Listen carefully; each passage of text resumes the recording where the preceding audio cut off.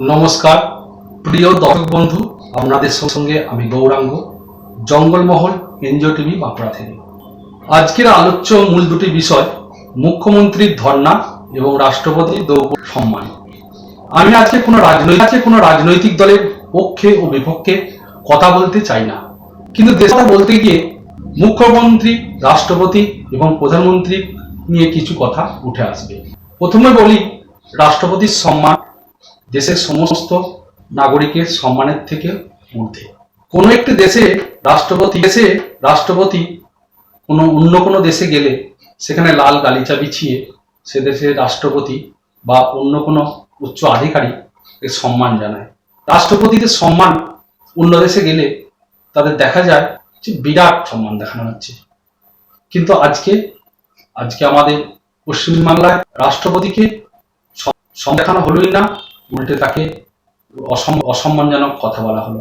A B C D D যদি এরকম বারবার আসে, তাহলে কি লাঠাই নিয়ে এই ধরনের বক্তব্য একটা রাজ্যের মুখ্যমন্ত্রীর মুখে কখনোই মানায় না। তাকে ভাবতে হবে, সে যখন মুখ্যমন্ত্রী পদে আছে তখন তাকে সম্মান রাষ্ট্রপতিকে জানাতেই হবে। সম্মান দেশের সর্বোচ্চ পর্যায়ে। তিনি যদি সম্মান না পান আমাদের ভারতবর্ষের বিভিন্ন রাজ্যে, তাহলে কে সম্মান পাবে? Nandini Chakraborty, chief secretary of state, রাষ্ট্রপতি এলে তার যে কি কর্তব্য তিনি সেটা ভালোভাবেই জানেন। তিনি একটা রাষ্ট্রপতিকে অসম্মান করেন, ভারতের জনগণ কখনোই মেনে নিতে পারবে না। কেন্দ্র থেকে ডেকে পাঠানো হয়েছে এবং তাকে জবাব দিতে বলা হয়েছে।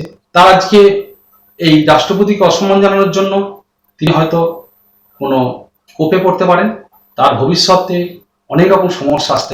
এর আগে যে মুখ্য সচিব তিনি কলাইকুণ্ডা বিমানবন্দরে প্রধানমন্ত্রীকে আমন্ত্রণ জানানোর জন্য তিনি শাস্তির মুখে পড়েছেন। এই যে ট্র্যাডিশন পশ্চিমবাংলায় যাচ্ছে, তা আমাদের পক্ষে খুবই দুর্ভাগ্যজনক। এসপি, ডিএম, এরা সব আইএএস আইপিএস অফিসার, এরা কেন্দ্রের অধীনে। এনাদিকেও জবাব দিতে হবে যে কেন একজন রাষ্ট্রপতি যিনি দেশের সর্বোচ্চ আসনে বসে আছে তাকে এইভাবে অপমান করার এটা সাহস পায় কোথা থেকে? এখানে উনি হয় নিজেকে সর্বা ভাবেন, নিত মুখ্যমন্ত্রী, রাষ্ট্রপতি সবই ভাবেন। হাইকোর্টের অর্ডার, সুপ্রিম কোর্টের অর্ডার কোনোটাই মানেন না। সুপ্রিম কোর্ট তো অনেক অর্ডার দিয়ে দেওয়ার কথা বলে রাজ্যের মধ্যেই আনছেন না। কেউ 15 বছর, কেউ 20 বছর, কেউ 30 বছর। কিন্তু এই যে তার ব্যবহারগুলো, একটা মুখ্যমন্ত্রীর কাছে আমরা যেটা শিক্ষা নিতে পারি সেই ধরনের শিক্ষা তো আমরা এনাদের কাছ থেকে। এদের তো কথাবার্তা স্ক্রিপ্টেড হওয়া উচিত। এরা স্ক্রিপ্ট দেখে কথা বলবে যাতে কেউ অসম্মানিত না। এত বড় পদে রয়েছেন, তার পদটার অপমান তারা নিজেরাই করছে, নিজেদেরকে নিজেরা ছোট করে ফেলছেন। দল কর্তৃতা থাকবে, বিরোধী পক্ষ থাকবে, কিভাবে এইভাবে রাজ্যের সম্মানকে ধুলো নষ্ট করার অধিকার তো এদিকে কেউ দিতে পারে না। মুখ্যমন্ত্রী এসআইয়ের ধর্ণামঞ্চ থেকে বলেছেন চন্দ্রবাবু নাইডুকে দিয়ে চাইলে আমি কেন্দ্রের এনডিএ সরকারকে ফেলে দিতে পারি। খুব সহজ, যে যখন যাকে খুশি ফেলে দেবে তার ইচ্ছা মতো। একটা রাজ্যের মুখ্যমন্ত্রী 30টা আসন নিয়ে আছেন, তিনি ভাবছেন আমি অনেক কিছু করতে পারি। হয় না, এত বড় একটা দল গোটা ভারতবর্ষে বহু রাজ্যে ছড়িয়ে রয়েছে। এই ধরনের মানসিকতা আনা উচিত নয়। আরে সংগঠিত জোট 35টা জোট মিলে কি কেন্দ্র সরকার চালাবে? এই দল যদি না চালাতে পারে তাহলে এই 35টা দলের একমত কখন হবে? 3 মাস হবে, 4 মাস হবে, 6 মাস পর থাকবে না। অবাস্তব ঘোষণা কেন করা হচ্ছে? সব উল্টোপাল্টা মানুষকে কেন বোঝানোর চেষ্টা করা হচ্ছে? এটা কোনো যুক্তি তো আমি খুঁজে পাই না। এর জন্য বিরোধীরা অনেকগুলি কথা তুলে ধরেছেন।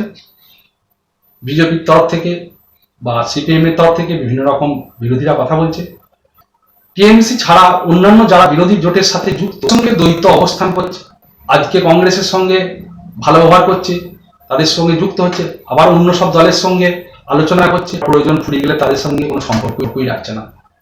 নিজেদের সংগঠনটাকে নিজেরা ঠিক মতো রাখতে পারছে না। এর দ্বিচারিতা বলা হচ্ছে। এই যে দ্বিচারিতা স্বার্থে শুধু কাজ করা। বিরোধীরা আরো বলছে মঞ্চ রাজনৈতিক কর্মসূচি স্ক্রিপ্টেড হওয়ার কথা বলছে। অর্থাৎ এসআর যে সহমঞ্চ বা যে এখানে সবটাই আইপ্যাকের নির্দেশে, কখন স্টেজের পর্দা তোলা হবে, কখন পর্দা নামানো হবে, পিছনে কি কে কে বসে থাকবে, কিভাবে পর্দা উঠবে, কিভাবে বক্তৃতা হবে, এসব স্ক্রিপ্টেড। এগুলো এগুলো শুধু নাটকের মতন মনে হচ্ছে। রাজনীতি করতে গিয়ে এত নাটক ভালো লাগে না, এতটা নাটক তো কারোই পছন্দ না। রাজ্যের মুখ্যমন্ত্রী তারা নাটক করবে, তো অনেক কাজ, তাকে রাষ্ট্রপতির সম্মান জানানোর সময় নেই, অনেক কাজ রয়েছে। ধর্ণা মঞ্চে বসে নাটক করার কোনো প্রয়োজন নেই, তার কাজের মধ্যে নাটক করাটা পড়ে না। অনেক দেশের রাজ্যের উন্নতির জন্য তাকে কাজ করতে হবে, তাকে অন্যান্য অফিসে বহু কাগজপত্র দেখতে হবে, তা সেসব এখানে নাটকের স্ক্রিপ্ট আইপ্যাক চা বললো সেইভাবে কাজ চলছে, কোনো যুক্তি নেই। কার বিরুদ্ধে আন্দোলন চলছে তাও জানে না। এখানে মুখ্যমন্ত্রী নিজেই তো নিজের বিরুদ্ধে ধর্ণা দিয়েছে, ধর্ণা দিতে হলে তো দিল্লিতে দিতে হবে, তো যা দিল্লিতে গিয়ে ধর্ণা দিন, কিন্তু এখানে ধর্ণা দিয়ে কি হবে নাটক করে। বলা হয়েছিল 1 লক্ষ মানুষ নিয়ে নির্বাচন কমিশন ঘেরাও করা হবে, কিন্তু বাস্তবে তা হয়নি। অনেক এসআইয়ের আগে কথা বলেছিল যদি কেউ বাদ যায় 1 লক্ষ লোক নিয়ে নির্বাচন কমিশন ঘেরাও করা হবে, দিল্লি ঘেরাও করা হবে, ধর্ণা দেওয়া হবে। এখানে ধর্ণার বসার কথা বলা হয়নি, দিল্লিতে ধর্ণার কথা বলা হয়েছে, তো সেখানে তো সেটা পূরণ করেনি। বিরোধীরা আরো বলছে বক্তৃতা ও বাস্তবের মধ্যে ফারাক। উনি অনেক বড় বড় কথা ঘোষণা করেছেন, বাস্তবে তার বাস্তবায়ন দেখা যায় নাই। তিনি তো সবসময় বলছেন রাজ্যে আমরা স্কুল কলেজ করে দিচ্ছি, শিক্ষা ব্যবস্থা বিরাট উন্নত হয়ে গেছে, হসপিটালের উন্নতি হয়েছে, রাস্তাঘাট উন্নত হয়েছে, কিন্তু আমরা বাস্তব দেখতে পাচ্ছি কি দেখতে পাচ্ছি সেটা তো আমাকে বলতে হবে না, সবাই দেখতে পাচ্ছি। স্কুল কতদিন হচ্ছে, স্কুলে ছাত্র সংখ্যা মাধ্যমিকে যতদিন পরীক্ষা দিচ্ছে, মাধ্যমিকে তার হাফ পরীক্ষা দিচ্ছে, কলেজগুলোতে 50% ভর্তি হচ্ছে, বাকি ভর্তি হচ্ছে না।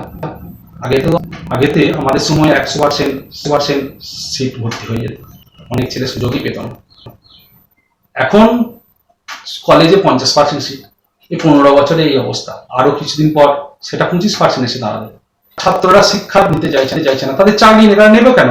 শিক্ষা নিয়ে কি হবে, অন্য কাজের শুনে যুক্ত হয়ে যাচ্ছে। মুখ্যমন্ত্রী ধর্ণামঞ্চ থেকে স্ট্যালিনগ্রাদের যুদ্ধের উদাহরণ ব্যবহার করেছে, বিরোধীরা বলছে এখানে একটা ব্যাটেল সিস্টেম মানে যুদ্ধ ভাব তৈরি করা হয়েছে। এসআইআর একটা যুদ্ধ ঘোষণা করা হচ্ছে স্ট্যালিনগ্রাদে। ভাবা যায় এসআইআর যে ধর্ণামঞ্চ সেটা হচ্ছে একটা যুদ্ধের ব্যাপার, একটা সাম্রাজ্যের মধ্যে এটা রাজনৈতিক কৌশল ছাড়া আর কিচ্ছু নয়। এখানে শুধু নানা রকম ভাবে মানুষ ভুল বুঝিয়ে কতদিন থাকবে সেটা তো তার নিজের জনগণ ঠিক করবে, এখানে কেউ ঠিক করার নয়। দেখা যাক সামনে বিধানসভা ভোট, জনগণ কোনটা যুদ্ধ করবে না শান্তিতে থাকবে সেসব তারাই বুঝবে। বিজেপিকে ফ্যাসিস্ট শক্তি বললে দেখিয়ে বামপন্থী ভোট তৃণমূলের দিকে টানার চেষ্টা করা হচ্ছে। বিজেপিকে ফ্যাসিস্ট শক্তি বলছে, বিজেপি যদি ফ্যাসিস্ট শক্তি হয় তাহলে তৃণমূল বা টিএমসি কি সেটা? এখানে তো আপনি তো নিজেই বলেছেন যে দুধেলা গাই ওরা, ওদিকে আমাকে তো সম্মত করে চলতে হবে, ওনারা যা বলবেন ওদিকে তাই করতে হবে, ওদের জন্য আলাদা ভাতা ঘোষণা করতে হবে। ওরা পিছিয়ে পড়া মানুষ, ওরা ওবিসি এ, ওদের আলাদা ভাতা আছে, স্কুলে আলাদা ভাতা আছে, কলেজে আলাদা ভাতা দেওয়ার অবস্থা আছে। তা আপনি তো ফ্যাসিস্টবাদী তো আপনি। এখানে অন্য কাকে ফ্যাসিস্টবাদ বলে কিছু লাভ নেই, নিজের দিকে তাকাতে হবে, নিজেকে না তাকালে এটা বুঝতে পারবেন না। ফ্যাসিস্টবাদী বললে তার আগে নিজেকে ভালো করার চেষ্টা করতে হবে, নিজেকে সেই জায়গা থেকে বেরিয়ে আসার চেষ্টা করতে হবে। তাদের বিভিন্ন অসামাজিক কাজকে উৎসাহ দেওয়া হচ্ছে, তারা ভাঙচুর করছে, হঠাৎ করে কেউ অন্য রাজ্যে মারা গেলে তারা বন্ধ রেখে দিচ্ছে, তারা রাস্তা আটকাচ্ছে, ট্রেন রাস্তা আটকে দিচ্ছে, তাদেরকে উৎসাহ দেওয়া হচ্ছে। এখানে ফ্যাসিবাদী যে কে সেটা তো প্রত্যেক দল জানে, জনগণও ভালোভাবেই জানে। এরাও যদি এক ধরনের ফ্যাসিবাদী হয়, ওরা এক ধরনের ফ্যাসিবাদী। এখানে ফ্যাসিবাদী বলে তো কোনো লাভ নেই, জনগণ ঠিক করে দেবে কে ফ্যাসিবাদ, সব জনগণ সব ঠিক বুঝতে পারছে। তৃণমূল থেকে বয়কটের আহ্বান জানানো হয়েছে। বিজেপিকে সামাজিকভাবে বয়কট করার ডাক রাজনৈতিকভাবে প্রচার কৌশল বলা হয়েছে। বিজেপিকে সামাজিকভাবে বয়কট কে করবে মানুষ সেটা তো নিজে বুঝবে, বয়কট করার কি কারণটা আছে সেটা দেখতে হবে। তারা চুরি করেছে না ডাকাতি করেছে, তারা শিক্ষকদিকে পয়সা নিয়ে চাকরি দিয়েছে না তারা বেআইনিভাবে কোনো কাজ করছে, কালি পাচার করছে, সে তো কেন্দ্র সরকার কি করছে জনগণ তো দেখতে হবে। আপনারা কি করছেন সেটাও রাজ্যের জনগণ দেখতে পাচ্ছে। সামাজিক বয়কটের যে আহ্বান জানানো হচ্ছে, সে বয়কটটা যে কার ঘাড়ে যে করতে পারে সেটা ব্যাপার আছে। অবশ্য সবাই তো বয়কট করবে না, যারা সুবিধাভোগী ভাতা পাচ্ছে তাদের অনেকেই আছে তারা বয়কট করবে না। তা আরো যারা দেশে ভালোবাসে দেশকে তারা কাকে বয়কট করবে সেটা ঠিক তারা বুঝে গেছে। শিক্ষক নিয়োগের দুর্নীতির অভিযোগ তুলে বলা হয়েছে শিক্ষা ব্যবস্থার ক্ষতি হচ্ছে, এটা তো ঠিক কথা। শিক্ষা ব্যবস্থার যে ক্ষতি কত হয়েছে সেটা তো আমরা জানি। এখন রাজ্যে স্কুলের ছাত্রের সংখ্যা কমে যাচ্ছে, মাধ্যমিকের পর উচ্চ মাধ্যমিকের ছাত্র পরীক্ষা কম দিচ্ছে, কলেজে ভর্তি কম হচ্ছে, আসন সংখ্যা 50% ভর্তি হচ্ছে। আমাদের সময় 100% ভর্তি হয়ে যেত, তারপরেও তো অনেকে সুযোগ পেত না। এখন তো কেউ কলেজ যেতেই চাইছে না, যারা কলেজে ভাতা পাবে বা সুবিধা হবে তারা শুধু ভর্তি হচ্ছে, তার আগেই সবাই কেটে পড়ছে। শিক্ষা যে শেষ হতে চলেছে সেটা সবাই জানে। আগে তো শিক্ষা ব্যবস্থা 50% নেমে এসেছে 15 বছরে, তারপরে এখন শিক্ষা ব্যবস্থা কত 25% নেমে আসবে। বাঙালি অস্মিতা এই কথাটা এখন খুব চলছে। কে বাঙালি অস্মিতা? বাঙালি তো 50% মাত্র, বাকি তো বহিরাগত। বাঙালি অস্মিতা আসছে কোথা থেকে? বাঙালি অস্মিতা বহিরাগত সবাই, এই অস্মিতা নয় কেউ, সবাই আমরা সুস্মিতা। কেন্দ্রেরও যারা পদে আছে তারা বহিরাগত কিছু আছে, আবার রাজ্যেও যারা দাঁড়িয়েছে বিধানসভায় বা লোকসভায় তারাও অনেকে বহিরাগত আছে। সে বাঙালি অস্মিতার কথা আসছেই না। ভোটার তালিকা যাচাই নিয়ে বিতর্ক হচ্ছে। প্রায় 60 লক্ষ ভোটারের আবেদন যাচাই নিয়ে নির্বাচন কমিশন রাজ্যের মধ্যে সংঘাতের কথা বলা হয়েছে। এটা প্রথম থেকেই শুরু হয়েছে, যেদিন থেকে নির্বাচন এসআইআর ঘোষণা করেছে সেদিন থেকেই সংঘাত। কোনো আলোচনা নেই কিভাবে ভালোভাবে কাজটা করা যায়, যার সবাইকার নামটা ওঠে। সেটা যদি রাজ্যের সরকার দেখতো তাহলে এত সমস্যা হতো না। রাজ্যেরই কর্মচারী তাদেরকে দিয়ে কাজটা করিয়ে নিয়ে বিরোধিতা করার জন্য যে সুপ্রিম কোর্টে যে পরিমাণ টাকা খরচ করা হয়েছে তার সামান্য কোনো খরচ হতো না। যদি ইচ্ছা থাকতো এসআইআর কবে হয়ে যেত। এসআইআর এর কাগজপত্র উল্টোপাল্টা লোড করা, এই 60 লক্ষ আটকে যাওয়াটা কার দোষ? রাজ্যের প্রত্যেকটা মানুষ জানে। ও শুধু শুধু নির্বাচন কমিশনকে ভ্যানিশ কুমার বলে কোনো লাভ নেই। সুপ্রিম কোর্টের হস্তক্ষেপ, পুরো প্রক্রিয়া সুপ্রিম কোর্ট অফ ইন্ডিয়ার হস্তক্ষেপকে নজিরবিহীন বলা হয়েছে। এটা সত্যি নজিরবিহীন। কোন রাজ্যে এখনো সুপ্রিম কোর্টকে হস্তক্ষেপ করে এই 60 লক্ষ মানুষের কাগজ যাচাই বাছাই করতে হচ্ছে না। সুপ্রিম কোর্টের কাছে চলে গেছে, এখন তো আর রাজ্য সরকারের হাতেও নেই আর কেন্দ্র সরকারের হাতেও নেই। সুপ্রিম কোর্ট যা করবে তাই, কে বাদ যাবে কে থাকবে সুপ্রিম কোর্ট বুঝবে। এখানে কাউকে আর দোষ দিয়ে দেয়। আর এসআইআর ধর্ণা দিয়ে কিচ্ছু লাভ নেই। এসআইআর ধর্ণাটা এখন সুপ্রিম কোর্টের বিরুদ্ধে হচ্ছে ধর্ণাটা। আর রাজ্যে ধর্ণা দিয়ে কি হবে? এটা তো রাজ্যে তো যে দল ধর্ণা দিয়েছে তারই তো সরকার। দিল্লিতে যা, দিল্লিতে ধর্ণা দিই।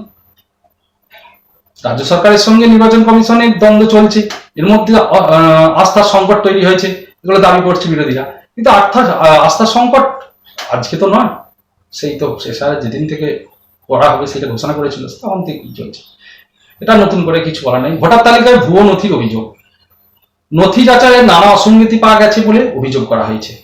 তা আমরা তো এটা বললাম, নথি যাচাই যখন করতে গেছে দেখছি এইসব কাগজ কোথা থেকে এসেছে। খবরের কাগজের কাটিং, সাদা কাগজ, এমনি উল্টো পাল্টা একটা কোনো কাগজের জেরক্স, এই আধারের জেরক্স, অ্যাডমিটের জেরক্স, এসব তো থাকার কথা। তার জায়গা তার বদলে উল্টো পাল্টা কাগজ, যে কাগজ তারা দেখে অবাক যে এইসব আর কোথা থেকে। কিন্তু যে ব্যক্তি জমা দিয়েছে সে বলছে, বা আমাদের এখানে একজন পরিচিত রয়েছে, সে বলছে আমি এইসব কাগজগুলো জমা দিয়েছি। আমি এগুলো তোমার আপলোড হয় নাই, সেই জন্যই তোমার এখন ওয়েটিং লিস্টে নাম রয়ে গেছে, তোমার বিচার হবে কাগজগুলো দেখে। তারা কাগজে দেখছে যে আপনার কাগজগুলো আবার জানা, তোমার দোষ না। এই যে ইএলআরও তারা আছে, তারা এগুলো করেছে, তারাই দোষী। এগুলো তারা তো রাজ্য সরকারের কর্মচারী, রাজ্য সরকারের কর্মচারী কাজ করানোর দায়িত্ব রাজ্যের মুখ্যমন্ত্রী। তারা পুলিশ দিকে নিয়ন্ত্রণ করতে পারছে এত ভাবে, আর রাজ্য সরকারের সামান্য কর্মচারী দিকে নিয়ন্ত্রণ করতে, রাজ্য সরকারের কর্মচারীরা ভয়ে একদম সবসময় ভয়েতে আছে। তারা দেখছে যে তারা যা বলছে তাই করতে হচ্ছে, কিচ্ছু করার নেই। অনুপ্রবেশ ও জনসংখ্যা পরিবর্তনের বিতর্ক, সীমান্তবর্তী এলাকায় অনুপ্রবেশ ও ডেমোগ্রাফিক পরিবর্তন নিয়ে রাজনৈতিক বিতর্ক তৈরি হয়েছে। আমি তো আগেই বললাম 50% আমরা বাঙালি আছি, বাকি 50% বহিরাগত। তো বহিরাগত অন্য রাজ্য অন্য দেশ থেকে যারা এসেছে তারাই তো এখানে এখন রাজত্ব করছে। এই ডেমোগ্রাফিক পরিবর্তন সেই তো কংগ্রেস আমল থেকে শুরু হয়েছে, সিপিএম আমলে প্রশ্রয় পেয়েছে, এখন তো 15 বছর পুরো আরো বেশি প্রশ্রয় পেয়েছে। এই ডেমোগ্রাফিক পরিবর্তন হবেই, এটা তো প্রত্যেক জনগণই জানে।